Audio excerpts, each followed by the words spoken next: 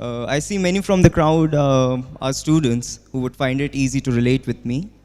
And the last few weeks were pretty hectic for me because of the university admissions. And with so many perfect scores of hundreds and cutoffs barely descending below 90, my modest 80% barely got me a university of my choice. By the way, I want to say that I'm really proud of my 80% because I picked up my book at least 1 month before the board exams. And yeah, so I got admission in the Mumbai University, and it's going to start soon. And I would like to tell you the conditions of how I'm facing in Mumbai. So I have to travel to jam-packed trains every day, and it takes about 1 hour for me to reach the college, and then 1 hour to go back. And add to this misery several coaching classes, competitive exams, and many other things, all right? So, and like, yeah, I told you about the coaching classes. Again, I have to go back through the train again. Yeah, so, and my sister, she's also studying in Mumbai, and she's staying in the South Bombay where property is at a premium, and she pays a hefty price to live there. And the colleges, like you guys are having amazing campus. We don't even have a ground for our activities and all. So, it's like the conditions are, absurd over there. And, in the current lifestyle of there's a distinct lack of nature, all right, which makes us physically and emotionally weak. Even as children, we start playing with electronic gadgets and the mobile phone from the starting instead of the usual toys, let alone the outdoor sports. So, yeah, and I will tell you an incident about myself. I was about 5, 6 years old, and I had gone to a local health dispensary for my polio drops. And the event was being televised, and there were several health officials and local politician as well as the chief guest. So I gulped up those drops, and the local politician asked me, giving me candies, that which are your favorite games?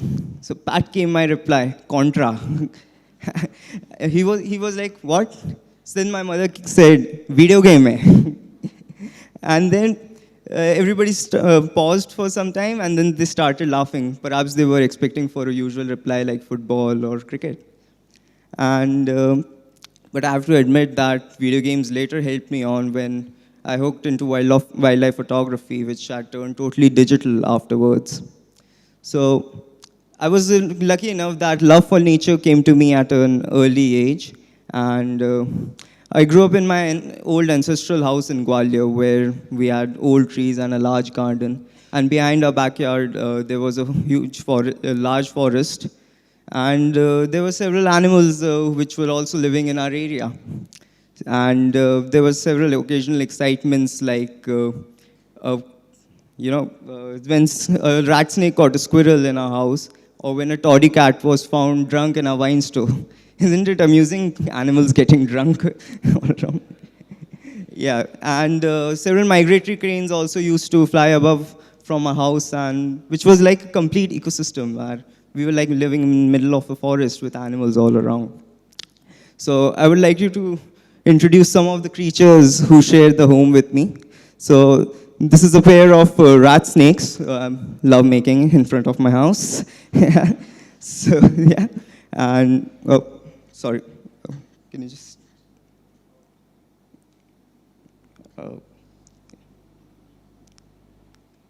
Yes, sorry for that. Yeah, so this is a Russell's viper. It's a very poisonous snake, and it's one of the. Oh, yeah. So I almost stepped on it, but I luckily didn't, as some of the squirrels were making sounds. So I just got to know that this guy was sitting there, and yeah. So, and this is a Russell's earth boa eating a squirrel. And, both of the snakes, this is non-poisonous and the other one was poisonous. But most of the time people kill this snake as well because they think that this is also poisonous. And this is a brown hawk owl. It's a rare owl. And you can see heart-shaped markings on the chest of the bird. And this is a collared scops owl sitting always in front of my house on a tree. You can see the ear tufts of the owl on it. And these are yellow-footed green pigeons. They roost together in winters to, get protection from heat and use the warmth. Yeah. So, yeah. But sadly, much has changed right now, and most of the places have been turned into houses, and there is no forest left. And jackals no longer howl behind our house, and many birds stopped calling. So I have to travel to far off places in search of wildlife and to pursue my passion. And like roaming all around the India, this made me realize that our country is having a great natural diversity, and also its rapid deterioration, which is like facing mass extinctions of several species. So I've started photography for when I was 9 or something. So this is me in the Haila Jheel. It's one of the important wetlands of India, and I was, I think, 11 or something. This is me in Rann of Kutch in Gujarat. This is near the Pakistan-India border, Mazlar in Rajasthan. I don't know why I've posted this image here. I'm resting on the arse of sheep, I guess. This is the horn of Tibetan Argali, one of the largest sheep in the world. It's in the Shilling La in Pengong, near the Pengong Lake. And you can see the Pengong Range as well in the behind. And this is me in North Sikkim, the Gurudongmar Lake. I'm standing on the lake right now, it's frozen. Yeah. This is me in Chambal. I've been going to that place also. Yeah. And this is the place where basically I started doing photography. It's just backyard. And many of the birds live here, like the painted francolin. They all call during the rainy seasons in there. Yeah. So, I mean, as I said, I traveled to several remote places. So this was in the Rajasthan border, in the Thar Desert. And this is also there. This is a McQueen's bustard, hunted by the sheikhs, and from Pakistan, basically. They come to India to hunt these birds. Yeah. This is the Changchenmo range in Ladakh. And this is the only place where you'll find Tibetan antelope, Tibetan argali, and wild yak at one place. So it's pretty good, amazing. This is a Tibetan wild ass in the Changchenmo Valley. So I've been to Komodo as well.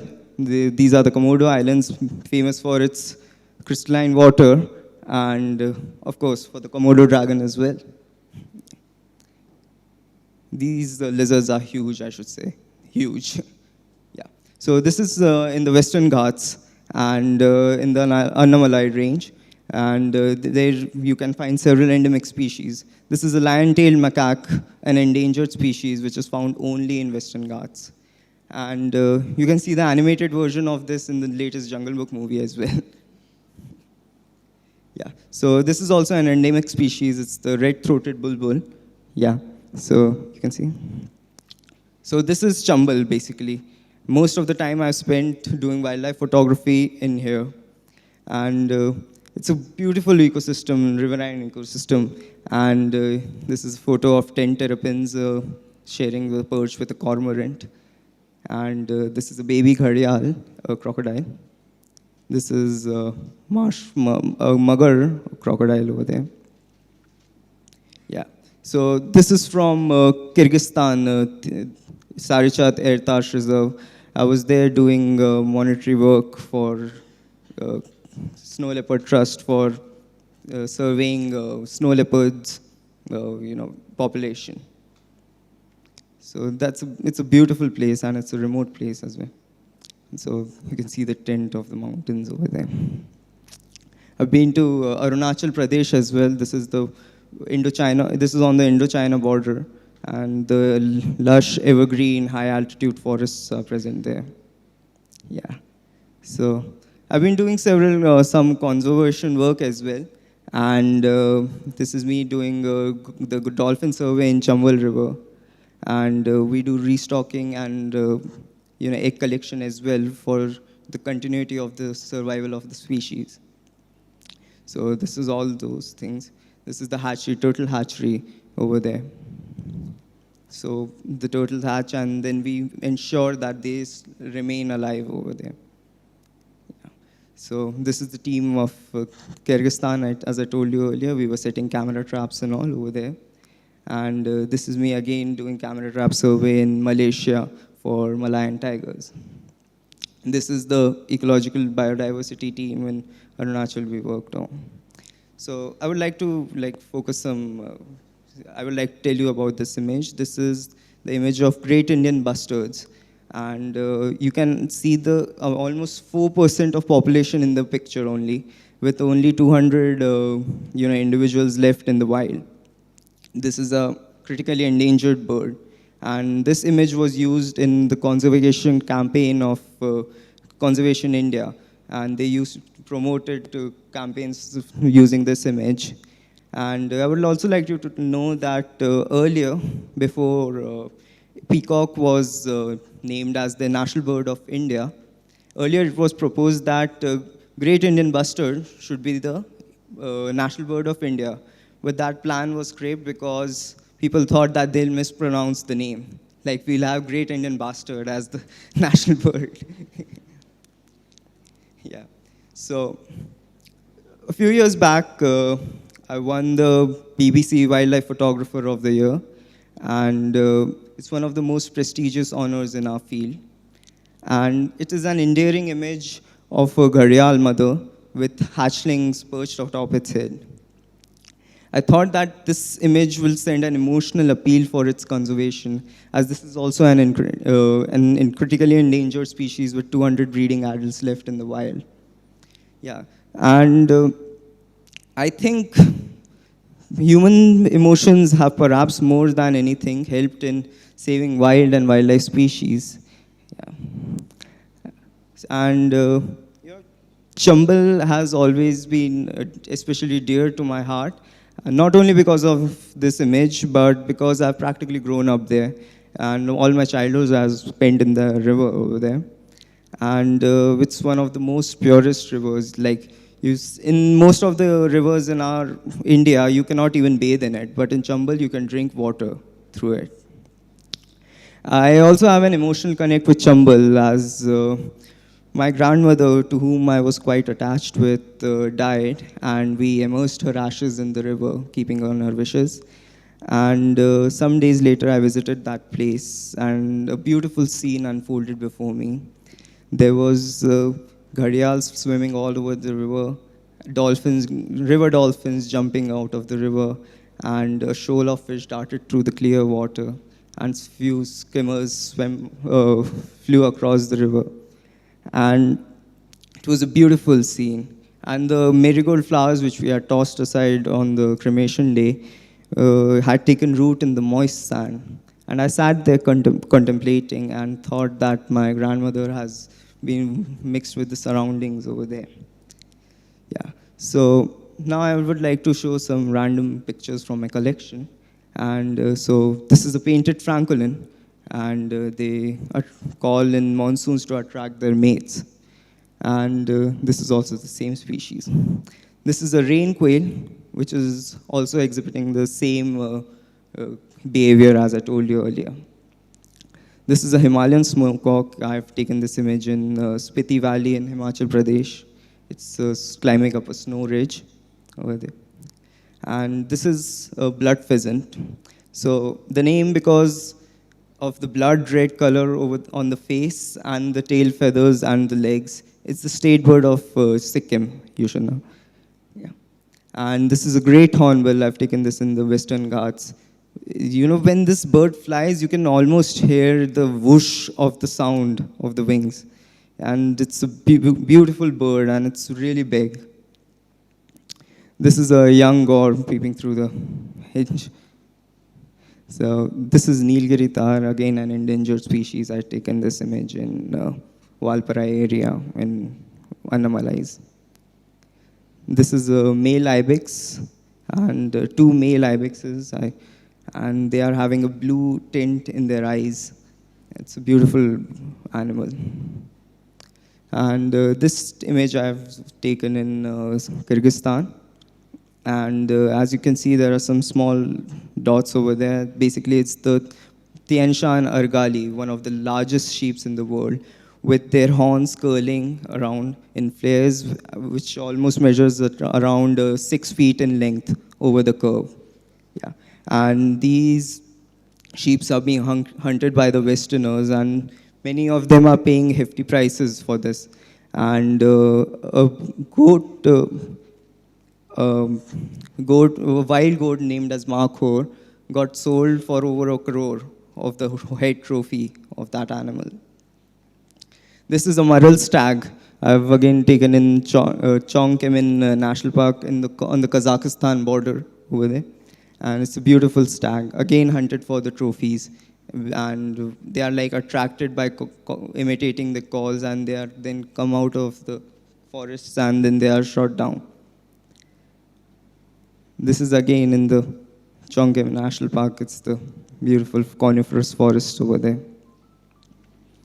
So this is a Chaco, and you can see it's with the 9 babies, I should say, over there. Yeah.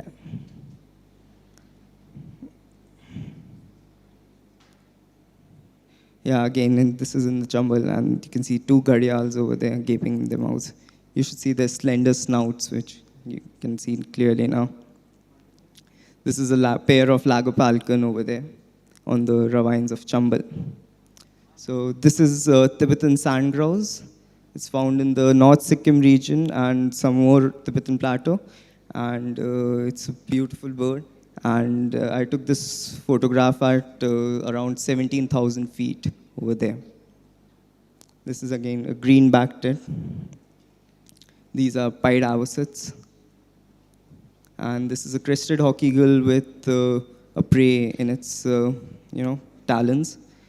It's called crested hawk eagle because of the crest you can see in this image right now. Yeah, and this is a golden eagle I took in Kyrgyzstan. It's a dying tradition. Basically, people hunt over there with falcons and eagles like this. So it's a beautiful thing. So, yeah, as I just told you, as I just showed you some of the pictures I've taken, and it's something that I do right now, and most of my classmates never did, like going out in wild and doing something over there. So I would like to point out that youngsters who stay most of the time indoors and are quite detached from the natural surroundings are more prone to depression and anxiety and adversity towards stress as well. And this results in several emotionally and physically weak consequences. And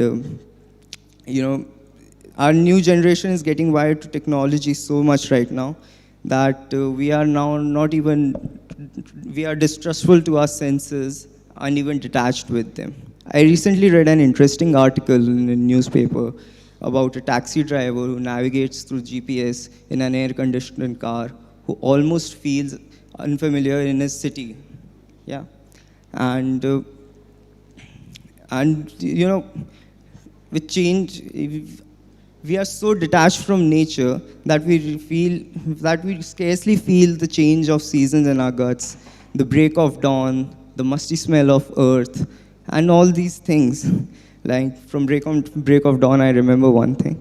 Like we were having a physics pre-board, and 2 days before, me and some of my friends decided to do a night stay, and we thought we'll finish the physics second book. Actually, we thought we only did 2 chapters that night, and those 2, if I think there are several physics students as well, and you must be knowing that dual nature was the smallest chapter of all the of that time, dual nature and atoms. So we managed to finish that only. And it was 5:30, and we decided that we should keep a football plan. And I told my friend to, call everyone. So after some time, he came back and told me, "Dude, we have to cancel the plan." I said, "Why?" And he told me that it's pretty dark and it's going to rain outside. I just checked out and it was all clear. And I asked him, like, why are you going to cancel the plan? It's all completely clear. He said he's never seen dawn until now because of that nice day. And yeah, and few days before, I just asked while preparing for this talk that what was the reason behind that. And he told me it's because of the pressure from education and all that makes him be awake late in the night.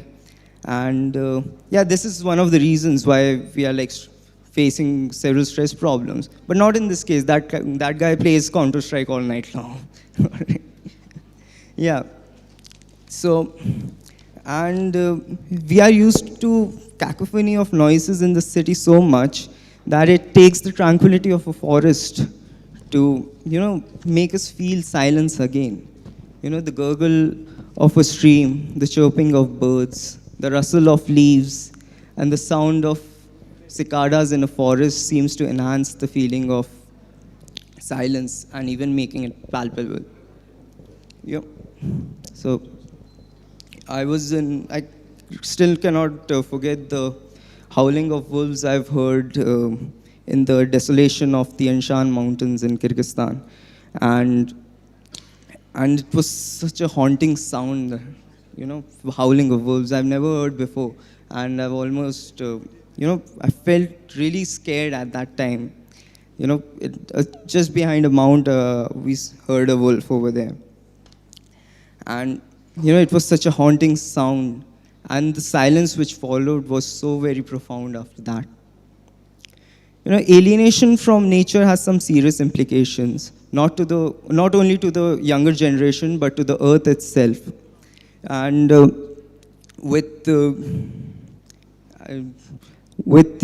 technology, getting developed day by day, we really feel less to connect with nature again.